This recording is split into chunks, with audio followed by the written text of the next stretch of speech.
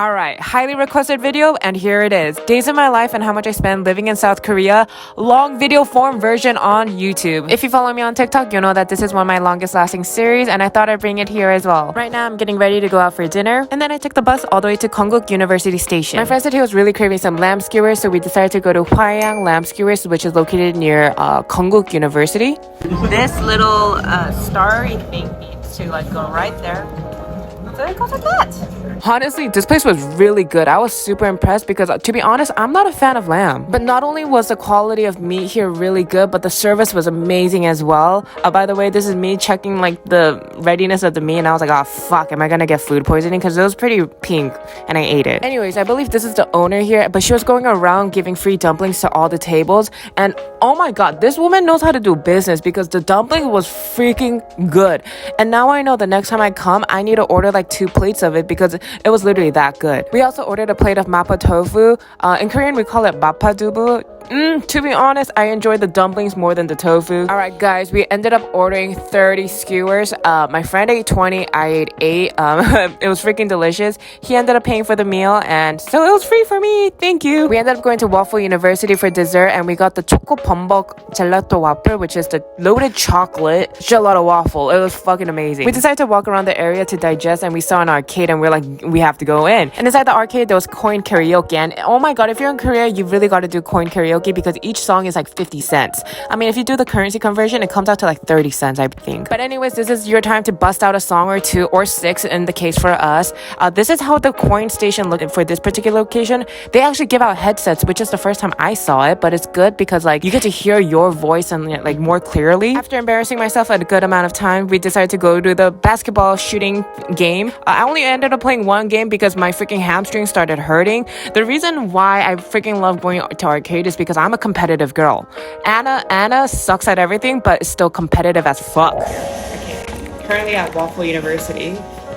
My goal is to try every single flavor here of the gelato series. Okay, this waffle is massive. I don't think you guys understand, and it's only $3.50. Come on. Okay, my neck looks like it has hickeys, but I promise you it's not. They're freaking mosquito bites. Mosquitoes are still alive when it's transitioning to winter. I don't know why. Unfortunately, the worker made my order wrong, so she's in the middle of remaking it. In the meantime, I kept just looking at my friend's Oreo gelato waffle, and I decided to steal some, and oh my god, so good. Here is mine. I got the cheesecake gelato waffle, but for the gelato, I decided to do a vanilla chocolate swirl. You can customize what kind of gelato flavor you want. You can't see it here, but the other side of the waffle has Nutella smeared on the bottom, and that part is so good. So my friend and I were talking about why does this place taste so good, and we both came to the conclusion that yeah, it's good, but also the fact that it only costs $3.50 makes it that much more delicious, because in America something like this would cost $10. You know what I mean? So yeah. If you're new to my channel, let me introduce my job real quick. I work as a freelance education consultant and academic tutor, specifically for high school students. If you want to know a little bit more about my job, feel free to check out TikTok. I do have a lot of videos pertaining to it. Fun fact, if you actually search annainseoul on TikTok, the first thing that you'll see is annainseoul yelling at student. Pretty sure I had leftovers for lunch this day, and then I decided to make myself a basic milk tea. And then for dessert, I decided to eat a strawberry macaron. This is a fat caron. That's literally what they're called in Korea. It's called 뚱카롱, but it's fat plus macaron together, so fat caron. The macaron wasn't overly sweet, so I personally really liked it. I know I should be vlogging and talking to the camera, but I always lose track of time, so I forget. I have to sorry. Because for TikTok, I always do voiceovers. Literally, I cannot take this fake nail off for the life of me. It's glued on so well. If you ever wonder what I smell like, Versace Bright Crystal, ride or die.